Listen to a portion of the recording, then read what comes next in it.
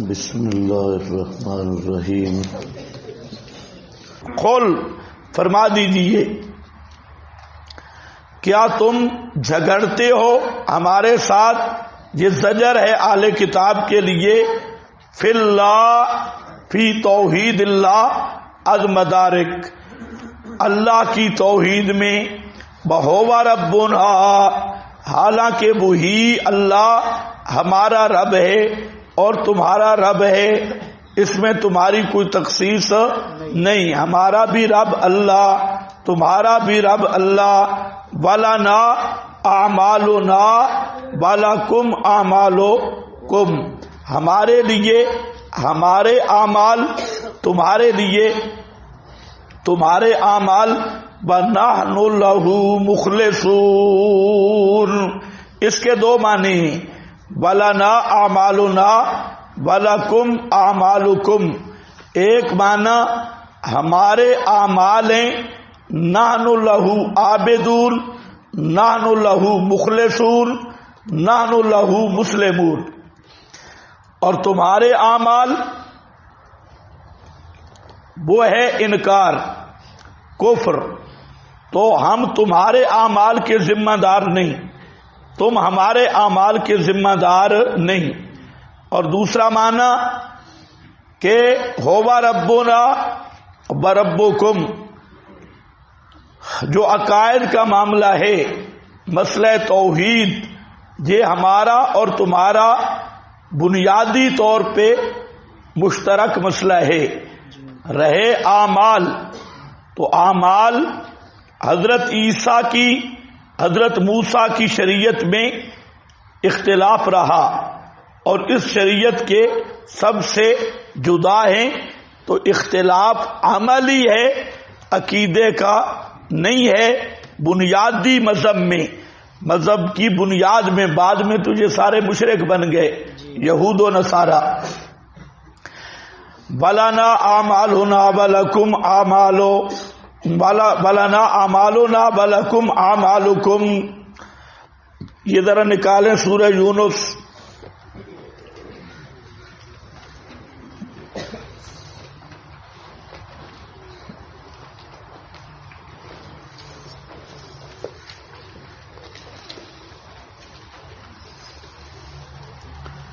وَإِن كَذَّبُوكَ، صفحہ نمبر 398، اگر یہ تیری تکذیب کریں، فَقُلْ لِي عَمَلِي وَلَكُمْ عَمَلُكُمْ أَنْتُمْ بَرِيئُونَ مِمَّا أَعْمَلُ وَأَنَا بَرِيءٌ مِمَّا تَعْمَلُونَ، یہ پہلے معنی کی تائید ہے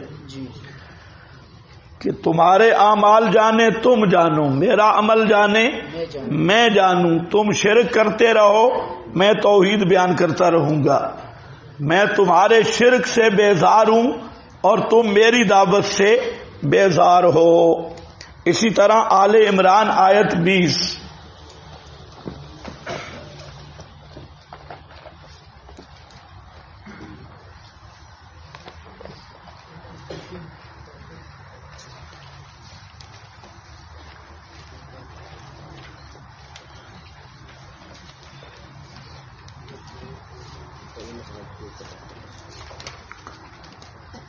ہاں اگر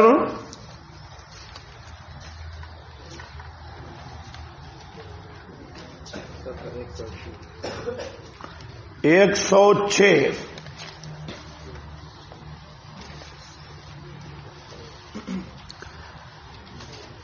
یہ بھی فَإِنْ أَسْلَمُوا فَقَدِ اهْتَدَوْا وَإِنْ تَوَلَّوْا فَإِنَّمَا عَلَيْكَ الْبَلَاغُ وَاللَّهُ بَصِيرٌ بِالْعِبَادِ، یہ بھی اسی آیت کی طرح ہے کہ پیغمبر کا کام دعوت، مانے تو ٹھیک، نہ مانے تو جائیں جہنم میں۔ نحن لہو مخلصون، ہمیں واسطے اس کے مخلصون۔ نیچے عبارت لکھی ہے اتحاجوننا فی اللہ، اتناظروننا فی توحید اللہ، اللہ کی توحید میں تم مناظرے کرتے ہو. آگے اخلاص کس چیز کا نام ہے؟ الاخلاص لہو بل انقیاد اتباع اوامرہ بترک زواجرہ، اللہ کے تمام امروں کا ماننا اور زواجر کا ترک کرنا. ہوا ربنا وربکم المتصرف فینا وفیکم. عبارت کی غرض رب کا معنی بتانا ہے. ربنا کا معنی کیا کر رہا ہے؟ المتصرف، ہمارے اندر بھی تمہارے اندر بھی. المستحق للاخلاص الالہیۃ لہ وحدہ لا شریک لہ ولنا اعمالنا ولکم اعمالکم اے نحن براء منکم وانتم براء منا. سمجھ گئے؟ ہم تم سے بری، تم ہم سے بری. یہ وہی معنی ہے پہلے والا. اخلاص کیا ہے جی؟ قال الجنید، جنید بغدادی ہیں معروف بزرگ، فرماتے ہیں سر بین العبد و بین اللہ. اخلاص بندے اور اللہ کے درمیان ایک راز ہے. سر بین اللہ بین العبد و بین اللہ لا یعلمہ ملک. یہ جملہ ہے اصل.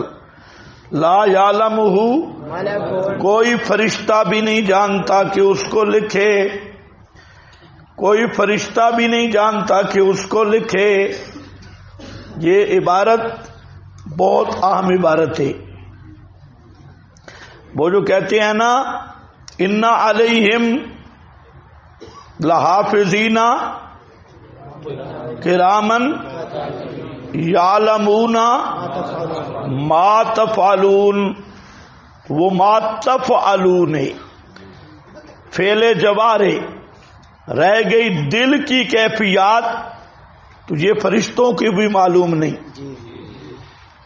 سر بین العبد و بین اللہ، اخلاص ایک راز ہے اللہ اور بندے کے درمیان. لا یعلمہ ملک، جس کو فرشتہ بھی نہیں جانتا کہ اس کو لکھے. اس کو براہ راست اللہ رب العزت محفوظ رکھتے ہیں، اور جو فرشتے ہیں وہ ما تفعلون اعضاء کے اعمال کو درج کرتے ہیں، اور جو دلی کیفیات وغیرہ ہیں ان پر کرامن کاتبین بھی مطلع نہیں. اس لیے میں نے کہا یہ عبارت بڑی اہم ہے دوستو بزرگوں. ہاں، لا یعلمہ ملک، فرشتے نہیں جانتے اور تم جانتے ہو، پھر کیوں کہتے ہو فلانا بڑا مخلص ہے؟ فلانا کیا ہے؟ بڑا مخلص ہے. فلانا بڑا نیک ہے. نیک ہے کیسے آپ کو پتا چلا نیک ہے یا نائک ہے؟ ایک نیک ہے ایک نائک ہے. نائک سمجھتے ہو کہ نہیں؟ ہاں، نائک گدھوں کا مالک، گاڑیوں کا. ہاں، یہ نیک ہے یا نائک ہے؟ اخلاص صرف اللہ جانتا ہے، اور اللہ نے صحابہ کا اخلاص بتایا ہے. یبتغون فضلا من اللہ ورضوانا یریدون وجہا. صحابہ کے بعد کسی آدمی کو قطعی طور پہ جنتی یا ناجی سمجھنا یہ معصیت اعتقادی ہے. حسن ظن ہے، لیکن قطعی طور پر کسی امام کو بھی جنتی کلیئر کرنا یہ معصیت قلبی ہے. معصیت قلبی سمجھتے ہو؟ ہاں، اور یہ تقبل اللہ ہے. معصیت قلبی ہے. آج تو زمانہ ایسا ہے بزرگ مر گیا اور جی خوشبو آ رہی ہے, گدھے کے بچے خوشبو آ رہی ہے. ہم جامع اشرفیہ میں تھے جب شیخ موسیٰ البازی فوت ہوئے. یہ حضرت شیخ القرآن مولانا محمد طاہر رحمہ اللہ کے شاگرد بھی تھے اور اچھے آدمی تھے. مولانا موسیٰ البازی الروحانی, تو وہ جب فوت ہوئے تو ہم اس وقت وہاں تھے جامع اشرفیہ میں. تو وہاں بڑا مشہور ہوا کہ خوشبو آ رہی ہے جی. طالب علموں نے مٹی شیشیوں میں مٹی لے لی, ہمارے ساتھی بھی وہاں تھے. تو اب ایک دوسرے کو کہہ رہے, تو وہ میں نے کیا, وہ خوشبو نہیں تھی. تو میرے ساتھ ایک صوفی صاحب تھے, ان کا نام غالباً احمد نواز تھا, اللہ جانے زندہ ہے یا مر گئی ہے. وہ دورہ حدیث کر رہا تھا, تو وہ سیدھا سادہ آدمی تھا. تو میں نے اسے کہا, او صوفی, اس نے بھی سونگا, سبحان اللہ. میں نے اسے کہا خدا کا نام مانو, قسم اٹھاتے ہو آپ کو خوشبو آئی ہے؟ کہتے نہیں آئی تو نہیں مجھے. میں نے کہا پھر یوں کیوں کیا ہے؟ کہتے اگر میں کہوں تو سارے میرے پیچھے لگ جائیں گے. ایک دو اور سے پوچھا خوشبو آئی, اس نے کہا یار کہہ رہے ہیں آ رہی ہے, تو مجھے تو نہیں آئی. تو یہ ایسا ایسا کھلتے رہے. تو اس طرح کے کئی, ایک مولوی نے تو کتاب لکھ ماری خوشبو والا عقیدہ. امام بخاری کے بارے میں مشہور ہے خوشبو, لیکن سند اس کی بھی نہیں. واقعات ہیں, ہاں ہم اس کا انکار نہیں کرتے, خرق عادت طور پر خوشبو آ سکتی ہے, لیکن آئی ہے یا نہیں ایک, اور دوسرا خوشبو حقانیت کی دلیل ہے یا نہیں, بالکل نہیں. یہ جو خوشبو والے عقیدہ, اگر قبر کھل جائے اور آپ کو معلوم ہو کہ نیچے جنت کی کیاری لگی ہوئی ہے, یہ بھی حقانیت کی دلیل نہیں ہے. حقانیت کی دلیل کتاب و سنت ہے. اور استدراج تو دجال کو بھی حاصل ہوگا, نہیں ہوگا؟ استدراجات تو دجال کے بھی ہوں گے. وہ خوشبو والے عقیدے والے کے طالب علم بیچارہ میرے پاس پڑھنے آ گیا, وہ کہتا ہے جی خوشبو. تو میں نے کہا آپ کے استاد کا کمال تو سامری جتنا بھی نہیں ہے, ادھر تو خوشبو ہے, سامری کا بچہ تو بھاں بھاں کرنے لگ گیا, سونے سے بنا ہوا. تو اب پھر بنی اسرائیل معذور ہوں گے کہ انہوں نے بچڑے میں خرق عادت کام دیکھا تو سارے حلولی وہاں ڈانس کرنے لگ گئے. تو یہ کون سی بات ہے, فلاں خوشبو آ گئی, فلاں فلاں آ گیا, یہ کوئی شرعی حجت اور دلیل نہیں ہے. اور اکثر اکاذیب ہیں اور اکثر ڈھونگے. خیر,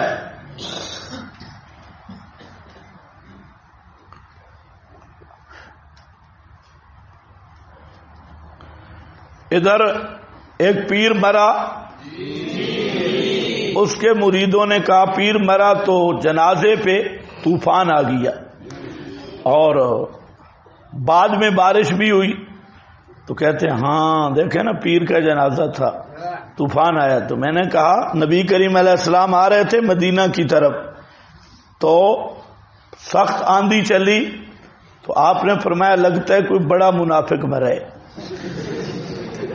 یہ صحیح حدیث میں موجود ہے. میں نے کہا آپ کے پیر کی کرامت تو ظاہر ہو گئی ہے. آپ صلی اللہ علیہ وسلم نے اس آندھی کو فرمایا اتنی آندھی چل رہی ہے تو کوئی صحیح صحیح چربی والا منافق مرا ہے, موٹی گردن والا. تو اتنا بات تو مانے. اس پہ بہت شور ہوا, بڑی تکلیف ہوئی بزرگوں کو. اور جی منافق کہا, میں نے کہا میں نے تو نہیں کہا, میں نے تو سنایا ہے.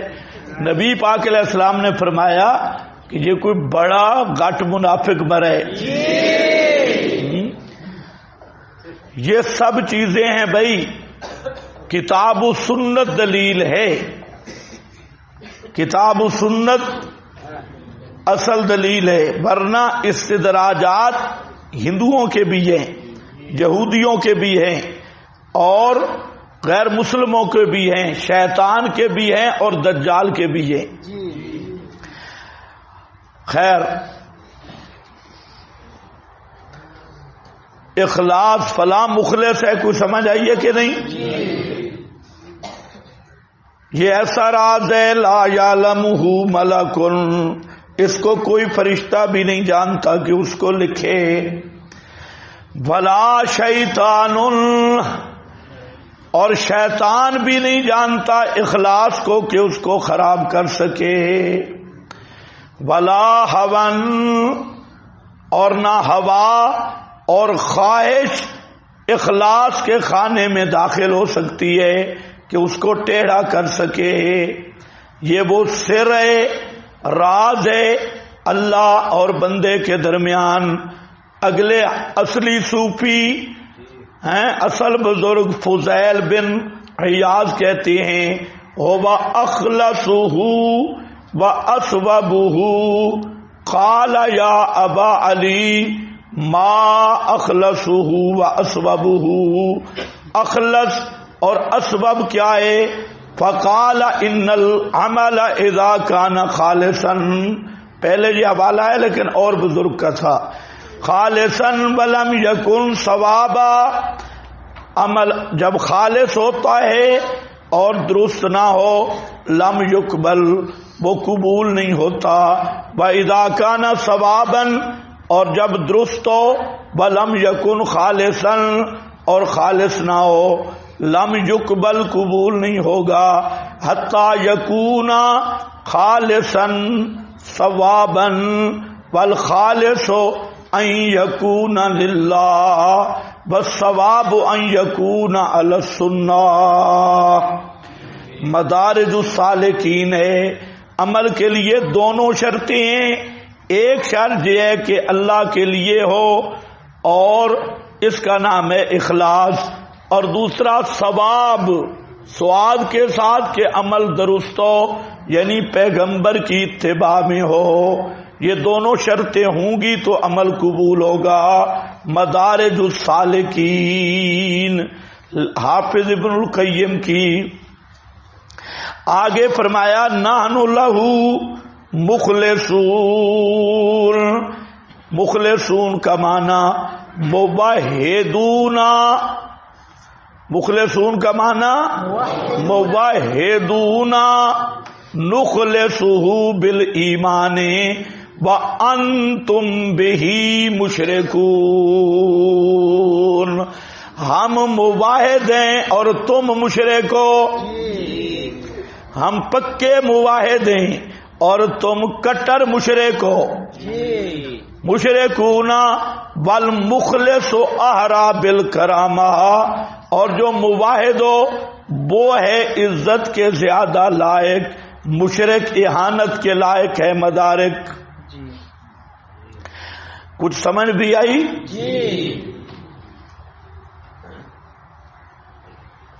ام تقولون ان ابراہیم و اسماعیل و اسحاق و یعقوب والاسباط.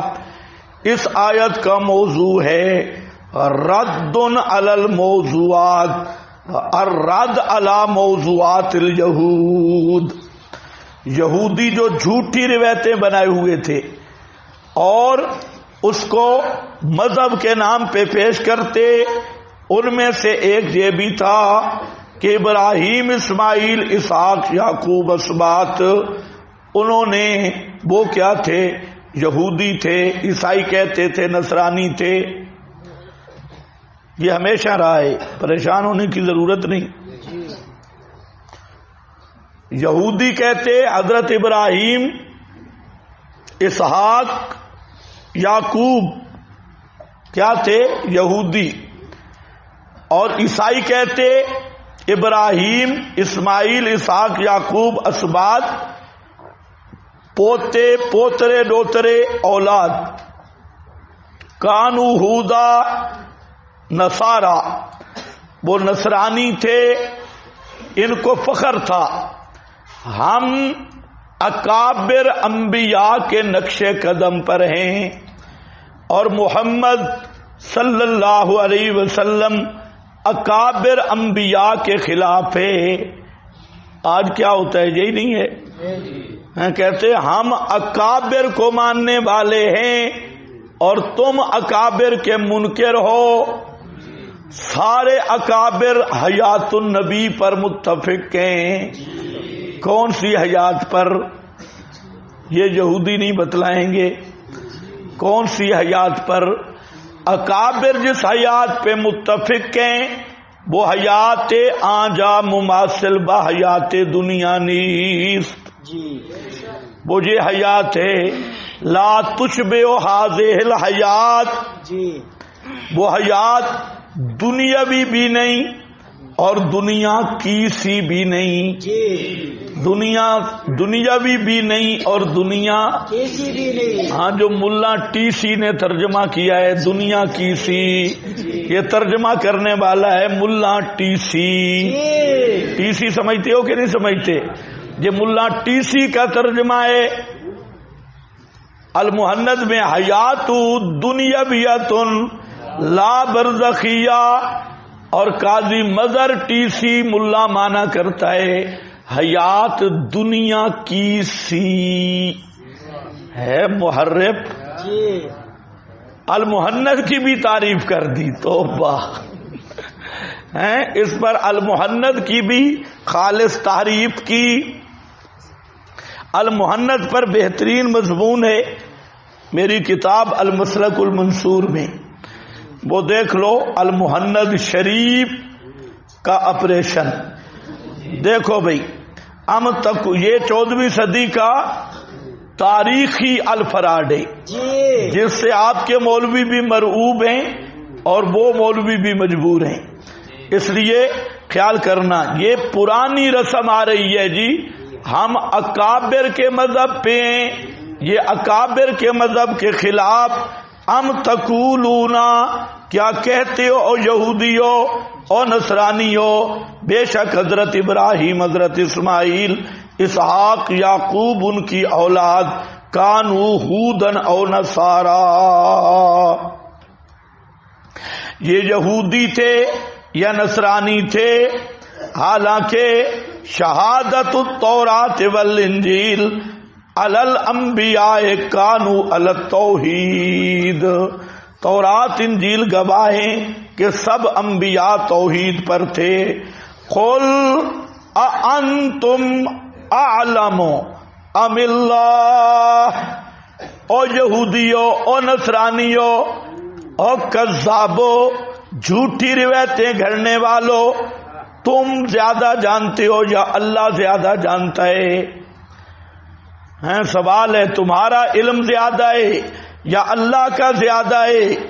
اللہ فرماتے ہیں کہ یہودیت نصرانیت بعد میں شروع ہوئی، حضرت ابراہیم کی ملت وہ ملت حنیف اور ملت توحید ہے، اور تم حضرت ابراہیم کو بھی اپنی خرافات میں شریک کرنا چاہتے ہو۔ اَأَنْتُمْ اعلم ام اللہ، کیا تم زیادہ جانتے ہو یا اللہ؟ ومن اظلم ممن، یہ من اظلم زجر ہے، کون بڑا ظالم ہے، ممن اس آدمی سے، کتم شہادتن عندہ، جو چھپائے ایسی شہادت کو جو اس کے پاس ہے اللہ کی طرف سے، اور وہ شہادت توحید کی بھی اور وہ شہادت نبی آخر الزمان کی آمد کی بھی، یہ تورات میں موجود ہے، انجیل میں موجود ہے، بے ایمانو تم اس کو چھپا رہے ہو۔ وَمَا اللَّهُ بِغَافِلٍ عَمَّا تَعْمَلُونَ، اور اللہ جانتا ہے، اللہ ذرا بھی غافل نہیں جو تم عمل کر رہے ہو مطلب ہے سزا دے گا. تلک امت قد خلت لہا ما کسبت. پھر صاحبزادوں کو جواب ہے. معلوم ہوتا ہے صاحبزادوں نے بھی بڑا زور لگایا ہیں. ہونے کو نام جو قبروں کی تجارت کر کے، یہ قبروں کی تجارت، باپ دادے کے نام کے وظیفے، مزار بنا لیے یا باپ دادے کے نام کو ڈھال بنا لیا، یا مزار بنا لیا یا ڈھال بنا لیا، تو یہ مطلب ہے ہمارے علماء اولیاء انبیاء ہم انہی کی اولاد میں سے ہیں، بخشے جائیں گے. نسبت مضبوط ہے تو پیر بے ایمان کہ ہمارا مرشد ہے بڑا اچھا، تھوڑا سا ڈاکو ہے. لیکن یہ کمی نسبت سے پوری ہو گئی، بزرگ سے پوری ہو. احمد رضا نے لکھا ہے ایک فقیر کھڑا تھا دکان پر، دکاندار کو کہا اتنے پیسے دے نہیں تو دکان الٹا کے رکھ دوں گا. پیچھے ایک فقیر آ گیا، اس نے اس فقیر کے باطن پر نظر ڈالی.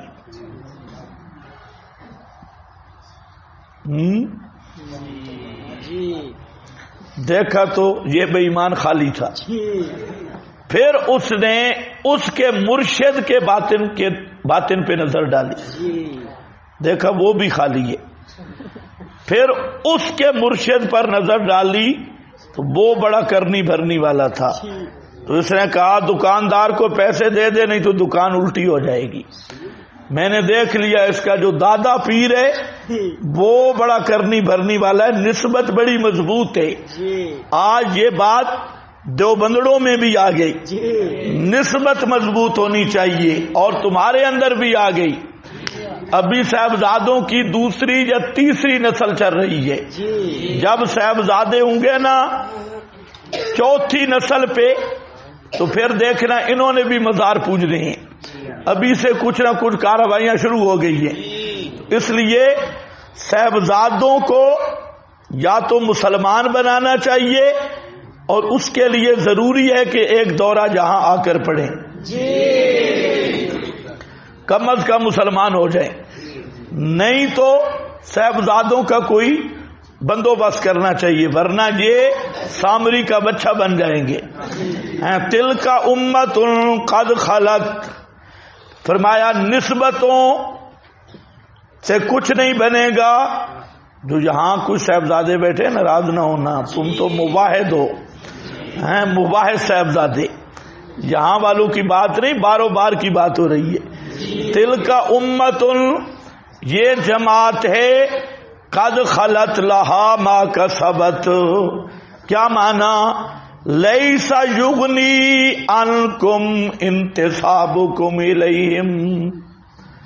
اوپر عبارت سمجھو، کیا مطلب ہے؟ نہیں کام آئے گا تم کو انتسابکم الیہم، بزرگوں کی نسبت، کہ میں شیخ القرآن کا بیٹا ہوں، میں سید عنایت اللہ شاہ کا فرزند اور پوتا ہوں. لیس یغنی عنکم انتسابکم الیہم، ذرا بھی کام نہیں آئے گا تمہیں انتساب کرنا تمہارا ان کی طرف. او یہودیوں، پہلے انبیاء گزرے، اولیاء گزرے، تم کہلواتے رہو موسوی، عیسوی، نقش بندی، سہر وردی، چشتی. یہ چشتی آپ کہلواؤ کشتی، جو کہلواتے رہو. لیس یغنی عنکم انتسابکم الیہم من غیر متابعت منکم لہم. جب تک تم ان کے نقش قدم پہ نہیں چلتے. صرف زبانی جمع خرچ یہ کبھی کام نہیں آئے گا، اور نہ دھوکہ کھانا. وَلَا تَغْتَرُّوا بِمُجَرَّدِ النِّسْبَةِ إِلَيْهِمْ، صرف نسبتوں کا دھوکہ نہ کھانا کہ میں فلانے کی اولاد، فلانے کی اولاد، فلانا میرا بابا، فلانا میرا مرشد. نہیں، بے مجرد نسبت الیہم، صرف نسبتیں کام نہیں آئیں گی. حتیٰ تکونوا مثلہم، حتیٰ کہ تم بھی انہی کی طرح کام کر کے دکھاؤ. منقادین لأوامر اللہ، اللہ کے اوامر کی منقاد ہونے والے. وَاتِّبَاعِ رُسُلِهِ الَّذِينَ بُعِثُوا مُبَشِّرِينَ وَمُنذِرِينَ، اللہ کے رسولوں کی اتباع کرنے والے جو بھیجے گئے مبشر منذر بنا کے. فَإِنَّهُ مَنْ كَفَرَ بِنَبِيٍّ وَاحِدٍ فَقَدْ كَفَرَ بِسَائِرِ الرُّسُلِ، جس نے ایک نبی کا انکار کیا اس نے سب کا انکار کیا. خصوصاً من کفر بسید الانبیاء، جس نے سید الانبیاء وخاتم المرسلین ورسول رب العالمین الی جمیع الانس والجن من سائر المکلفین، جس نے محمد الرسول اللہ صلی اللہ علیہ وسلم جو خاتم المرسلین ہیں، سید الانبیاء ہیں، رب العالمین کے پورے جنوں انس کافہ مخلوق کی طرف حجتیں، ان کا انکار کرے گا تو سب نبیوں کا انکار ہوگا. جی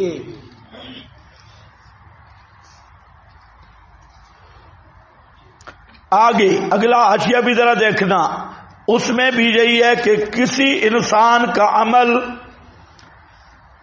تم کارڈ استعمال نہیں کر سکتے، اپنے اعمال کرو. ذکر حسن طریقۃ الانبیاء الذین ذکرہم فی هذه الآیات بین ان الدلیل لا یتم بذلک بل کل انسان مسئول عن عملہ، ہر انسان کو اس کے عمل کے بارے میں سوال ہوگا. ولا عذر له فی ترک الحق بان توہم انہ متمسک بطریقۃ من تقدم. جاگ رہے ہو، سو گئے ہو؟ اس عبارت کو خدا کے لیے سمجھو. ہر انسان پوچھا جائے گا اس کے عمل کے بارے میں، اور کوئی عذر نہیں ہوگا کہ حق چھوڑ بیٹھا ہوں اس گمان پہ کہ ہمارے اکابر حق پر تھے. اکابر کی تقلید کر کے یہ کیا کہتے ہیں، اکابر جہنم میں گئے تو ہم بھی جائیں گے، ہم کہتے ہیں انشاءاللہ العزیز. اکابر نہیں جائیں گے، تم بے ایمان ضرور جاؤ گے. کیوں؟ اکابر تلک امت قد خلت لہا ما کسبت، وہ امت گزر گئی، اولیاء اللہ انبیاء وہ گزر گئے، اور تم کل انسان مسئول عن عملہ ولا عذر لہ فی ترک الحق، کوئی عذر نہیں ہے حق چھوڑنے میں. بات تصویریہ ہے، بئی صورت کے وہم کر لیا کہ وہ تو جناب اکابر کا متمسک ہے بے طریقت من تقدم، جو لوگ پہلے گزر گئے ان کے طریق اور راستے پہ چل رہا ہے اس لیے بچ جائے گا. فرمایا بالکل نہیں. لأنہم اصابوا ام اخطاؤ لا ينفع هؤلاء ولا يضرهم لئلا يتوہما. کیا ہے؟ اگر انہوں نے درست راہ لیا یا خطا کی تو ان کو کوئی فائدہ نہیں، اور ان کو کوئی نقصان نہیں، تاکہ کوئی یہ وہم نہ کر بیٹھے کہ طریقہ دین کا التقلید ہے۔ سمجھ گئے کہ نہیں؟ دین کا طریقہ صرف بزرگوں پہ اعتماد ہے۔ کوئی یہ نہ سمجھ بیٹھے فَإِنْ قِيلَ لِمَ كُرِّرَتِ الْآيَةُ، اگر کوئی کہے کہ پہلے بھی یہ آیت گزر گئی، تِلْكَ أُمَّةٌ قَدْ خَلَتْ، اب دوبارہ کیوں آئی؟ قُلْنَا فِيهِ قَوْلَانِ، ہم کہتے ہیں اس میں دو قول ہیں، ایک یہ کہ مراد اس پہلی آیت سے ابراہیم ومن ذکر معہ، اور دوسری سے ہیں اسلاف الیہود، تو دونوں کا مصداق الگ الگ ہے۔ تلک امۃ قد خلت کا مصداق اور اس کا مصداق اور، تو تکرار نہ رہا الکبیر۔ اب اس میں ایک اور بھی نقطہ ہے، ذرا سمجھو میری بات۔ آج سب جھگڑے اس پہ ہوتے ہیں کہ ایک پارٹی کھڑی ہوتی ہے، وہ کہتی ہے تمہارے اکابر نے یوں لکھا ہے، عبارات اکابر۔ مثلا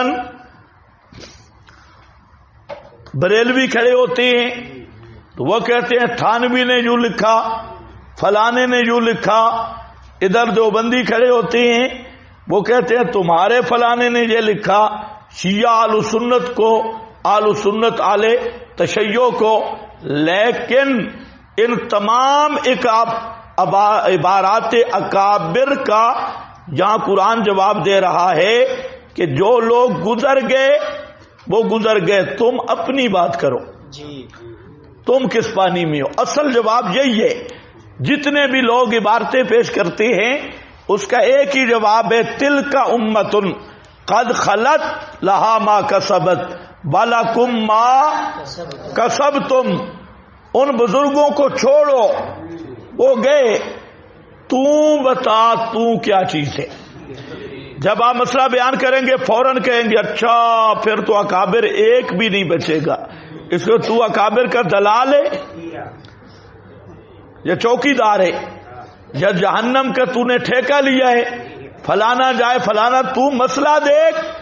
یہ آگے کہتے ہیں جی یہ یوں اگر فتویٰ لگے نا پھر تو اکابر بچتے ہی نہیں ہو۔ اکابر کا بچہ تجھے کس نے ٹھیکیدار بنایا ہے؟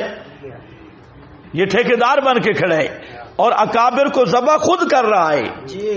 ورنہ ہم سے پوچھو ہم نے کس بزرگ کو کافر کہا؟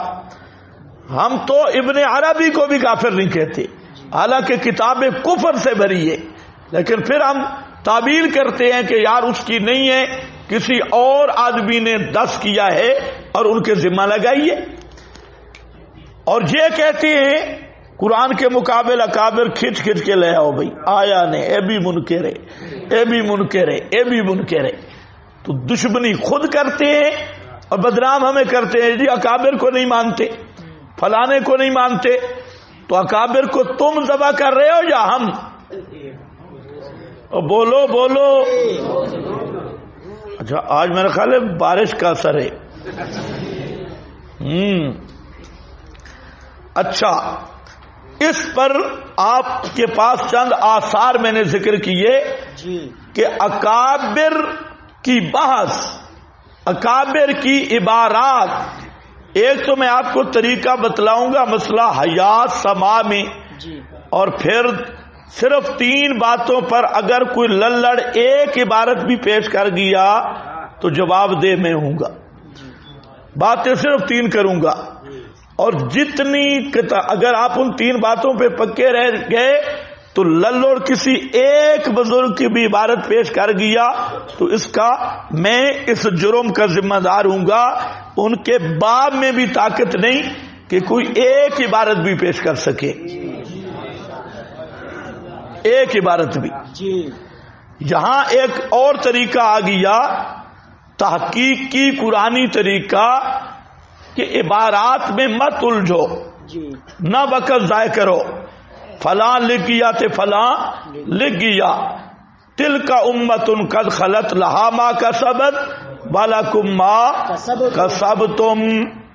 عبید بن عمیر کہتے ہیں دو آدمی آ گئے اہل بصرہ سے، یہ بصرہ کوفہ بڑے خطرناک علاقے تھے. فقالا ان اخوانک من اہل البصرہ، بصرہ والے بھائی پوچھ رہے ہیں، انہوں نے مجھے سپیشل بھیجا ہے، ہمیں بھیجا ہے نسألو کا، تاکہ ہم آپ سے پوچھیں دو آدمیوں کے بارے میں، علی اور عثمان، ان کے بارے میں پوچھیں. بصرہ والوں نے شوشے چھوڑ رکھے تھے، ان کا آپس میں اختلاف تھا، فلاں تھا فلاں. قتل عثمان کا ذمہ دار بعض نے حضرت علی پر الزام لگا دیا. تو اس طرح کی باتیں تھیں. تو انہوں نے کہا یہ بات پوچھنے کے لیے آئے.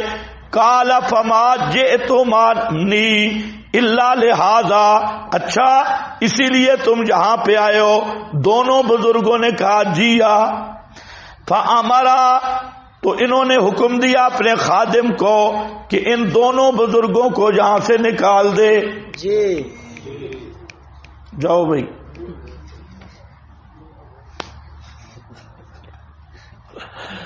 فردہم وقال اعلمہم، اور فرمایا ان کو جاتے ہوئے ایک آیت بھی بتا دے، تلک امت قد خلت لہا ما کسبت. اس لیے یہ بھی ایک طریق ہے، ان کو یہ بھی بتا دے یہ امت گزر گئی، ان کے بارے میں تم سے سوال نہیں ہوگا. ولا تسألون عما كانوا يعملون. معجم ابن العربی رقم 1440. حضرت ابو درداء فرماتے ہیں 4 خصال ایسی ہیں میں نے رسول اللہ سے سنا. یہ حدیث لانے کا ایک مقصد ہے، ذرا غور سے سنو. من رسول اللہ صلی اللہ علیہ وسلم لم احدثکم بہنہ، پہلے میں نے بیان نہیں کیا. فالیوما، آج میں بیان کر رہا ہوں 4 امور کو میں نے رسول اللہ صلی اللہ علیہ وسلم سے سنا. لا تکفروا احدا من اہل قبلتی بذنب، اہل قبلہ میں سے کسی کو گناہ کی وجہ سے کافر نہ کہنا. لفظ کیا ہے آپ بے سمجھ گئے میری بات؟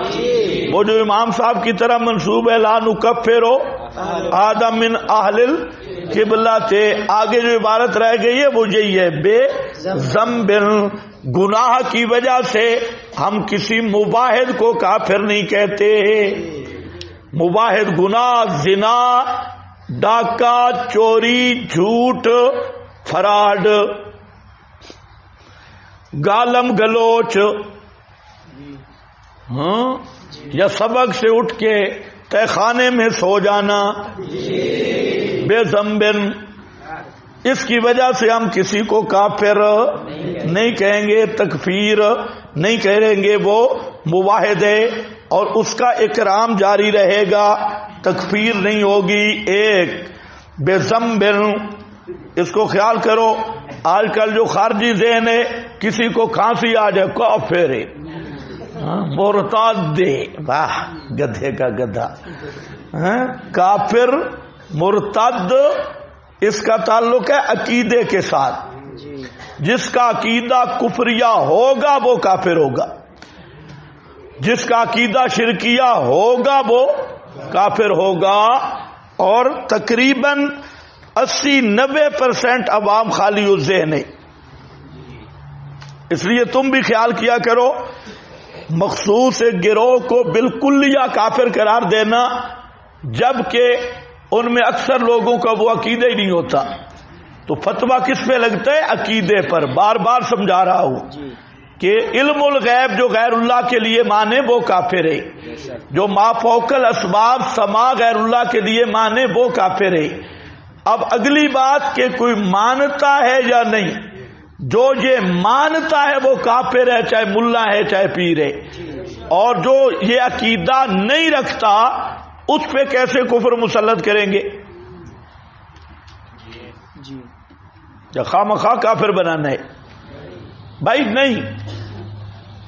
جس کا یہ عقیدہ ہے وہ اس میں رعایت نہیں، اور جس کا عقیدہ نہیں اس پر زیادتی نہیں. لا تکفروا احدا من اہل قبلتی بذنب وان عمل الکبائر. جتنے بڑے گناہ بھی کرتا رہے، بڑے بڑے گناہ کرے، لیکن ہے وہ موحد. اور نماز پڑھو خلف کل امام. خلف کل امام. اس حدیث کو غلط سمجھا گیا ہے. خلف کل امام حدیث تو صاف ہے، خامخواہ اس کی تعبیر کر دی گئی صلو خلف کل برن و فاجرن. یہ کر کے پھر آگے برن و فاجرن بدعین، بدعتی کے پیچھے نماز پڑھ لو. نہیں، امامت کی شرط امام ہے ہی وہ جو شرک اور بدعت سے پاک ہو. جو شرک اور بدعت کرنے والا ہے وہ شیطان ہے، امام نہیں. وہ شیطان امام نہیں. اس لیے فرمایا بے کل امام. یہ بے کل امام پیچھے لگ رہا ہے کہ لا تکفروا احدا من اہل القبلہ، اہل قبلتی ان عمل الکبائر. تو اس کے ساتھ لگ رہا ہے کہ اگر ایک آدمی ہے مومن مسلمان، امام ایمان ہے، اس کے پیچھے نماز پڑھو اور شکوک نہ کرو، شکوک و شبہات نہ کرو. تو ایک مسئلہ یہ ہے. دوسرا مسئلہ، عام طور پہ فقہا نے ایک بات لکھی جس سے بڑے بڑے مفتیان کرام گمراہ ہوئے اور غلط مسائل بیان کیے، اور وہ یہ ہے کہ اگر بدعتی امام ہو، فاسق فاجر امام ہو، تو اس کے پیچھے نماز پڑھ کے دوبارہ اعادہ کر لو، دوبارہ پڑھ لو. تو اس پر انہوں نے پیش کیا، دیکھو حضرت عثمان سے پوچھا گیا جب بلوائیوں نے چڑھائی کی، مسجد پہ قبضہ کر لیا کہ ہم ان کے پیچھے نماز پڑھیں یا نہیں، تو آپ نے فرمایا کہ ان کے پیچھے نماز پڑھو. اس سے لوگوں نے استدلال کیا کہ بدعتی کے پیچھے بھی نماز پڑھنا بالکل درست ہے. پھر آگے یہ فرق بھی نہیں کیا کہ بدعتی اعتقادی ہو یا بدعتی عملی. تو ایک بات ذہن میں رکھ لینا، بلوائی جب چڑھائی کر کے آئے تھے تو ان کی بدعت ظاہری نہیں تھی. انہوں نے جو مشن سامنے رکھا وہ مشن رکھا انتظامی امور، اور بہت مدت بعد میں ان کے کفریات اور ضلالت ظاہر ہوئی عبداللہ ابن سبا کی پارٹی کی. اس وقت مذہبی مسئلہ ہی نہیں تھا، اور وہ سیاسی رنگ میں آئے انتظامی امور میں. تو انتظامی امور میں امام وقت خلیفہ وقت کے ساتھ جو جھگڑا ہے وہ کوئی کافر تو نہیں بناتا. تو ان کا کفر حضرت عثمان پہ بالکل ظاہر نہیں تھا. ان کا کفر تو حضرت علی کے دور میں آ کے ظاہر ہوا جب وہ بالکل کھل گئے. تو اس سے استدلال کرنا کہ ہر بدعتی کے پیچھے نماز جائز، حال فلانے کے پیچھے نماز جائز، اور کچھ خدا تمہیں عقل دے، ان کی بدعت ظاہری نہیں تھی. حضرت عثمان کے خلاف انہوں نے دین پہ اعتراض نہیں کیا، انہوں نے انتظامی امور پہ اعتراض کر کے آئے، مسلمانوں کے روب میں آئے. تو اس سے بدعتی کی امامت کیسے جائز ہو گئی بھائی؟ سمجھ گئے میری بات؟ قطعاً نہیں. اور وہ تمام احادیث جو تکریم تعظیم بدعتی پہ لعنت کی گئی ہے، تو ان کا پھر کیا معامل ہوگا؟ امام بنانا یہ تکریم نہیں ہے، یہ عزت نہیں. تو جن حدیثوں میں من احدث حدثا او آوى محدثا فعليه لعنت اللہ، ان کا کیا؟ من بکر صاحب بدعت فقد اعان علی عدم الاسلام او کما قال. یہ حدیث بے شواہد ہی بالکل صحیح ہے، اس کے بہت سارے شواہد ہیں. تو اسی طرح اہل بدعت، حضرت عبداللہ ابن عمر کو بدعتی نے سلام کیا، فرمایا میرا سلام نہ کہنا، سمیت انہ بدعی، میں نے سنا ہے وہ بدعتی ہے. تو بدعتی کو سلام کا جواب دینا صحیح نہیں، اس کے پیچھے نماز پڑھنا صحیح ہے، اس کو امام بنانا صحیح ہے، قطعا نہیں. ہاں ایک صورت ہے جو ان مولویوں کو سمجھنا ہے، وہ سمجھو. وہ صورت یہ ہے کہ اگر مثلا کوئی عملی بدعتی یا فاسق فاجر جیسے خان صاحب، فضل الرحمان کی تو بات نہیں، وہ تو اعتقادی بدعتی ہے. البتہ خان صاحب کو فرض کر لو تو ہے تجھے بھی اندر سے مشرک، چلو خیر فرض کر لو، 1 منٹ کے لیے فرض کر لو. فاسق بھی ہے، فاجر بھی ہے، اور خلیفہ بن گیا، متغلب آ گیا. اب 2 چیزیں ہیں کہ چند افراد اگر اس کے پیچھے نماز نہیں پڑھتے تو ظاہر بات ہے ان سے قتال ہوگا، جان جائے گی. تو ایسی اضطراری حالت اگر پیش آ جائے کہ کوئی فاسق فاجر بدعتی بشرطے کہ کفر کی حد تک نہ پہنچا ہو، عملی بدعتی ہو، وہ متغلب ہو گیا، خلیفہ بن گیا، تو اب خلیفہ نے نماز پڑھانی ہے. وہاں آپ کہاں بھاگیں گے؟ اگر بھاگیں گے تو آپ کو پولیس پکڑے گی، مارے گی. تو اس ضرر سے بچانے کے لیے اگر آپ اس کے پیچھے نماز پڑھ لیں، اور اگر نہ پڑھیں جیل چلے جائیں خیر ہے، لیکن اگر پڑھ لیں بڑے ضرر احون البلیتین کے مطابق، ایک مصیبت انتظامی ہے، ایک مصیبت آپ کی نماز کی ہے، تو دوبارہ آپ کو نماز پڑھنی پڑے گی. لیکن صرف اس فتنہ سے بچنے کے لیے اس کے پیچھے کھڑے ہو گئے تو وہ کھڑا ہونا صرف دفاع ہوگا فتنے کا، یہ نہیں کہ اس کے پیچھے نماز ہو گئی ہے. اس لیے نماز اپنی پڑھیں گے اور اس کے ساتھ جو شامل ہوں گے صرف اس بڑے فتنے سے بچنے کے لیے. بڑا فتنہ محلے والا نہیں، وہ جو حکومت کا ڈنڈا ہے، جان کا خطرہ ہے، اس سے بچنے کے لیے اس کے پیچھے کھڑا ہونا جائز ہے. آج یہی صورت حال ہے. تو پھر اس حالت کو آج یہ فتویٰ دینا جی ہر بدعتی کے پیچھے نماز، ہر مشرک کے پیچھے نماز، اور آج کل تو ہے بھی بدعت اعتقادی. کراچی کے مولانا ضرب علی خان صاحب، ان کے کئی ملفوظات بڑے کام کیے. کسی نے کہا بدعتی کے پیچھے نماز ہوتی ہے، انہوں نے کہا جی بے غیرت کی ہو جاتی ہے، با غیرت کی نہیں ہوتی. اچھا جواب دیا، بے غیرت کی ہو جاتی ہے، با غیرت کی نہیں ہوتی. اور یاد رکھو آج یہ بدعتی بدعت اعتقادی کے مرتکب ہے، اور بدعت اعتقادی والے کے پیچھے نماز جائز سمجھنا بھی اپنے ایمان سے فارغ ہونا ہے. ابھی جی ذرا ایسا ہو گئی ہے، کیونکہ انہی بدعتیوں کے پیچھے جب ان کے مدارس میں پڑھتے ہو تکیے باز، تو وہاں انہی کے پیچھے نمازیں.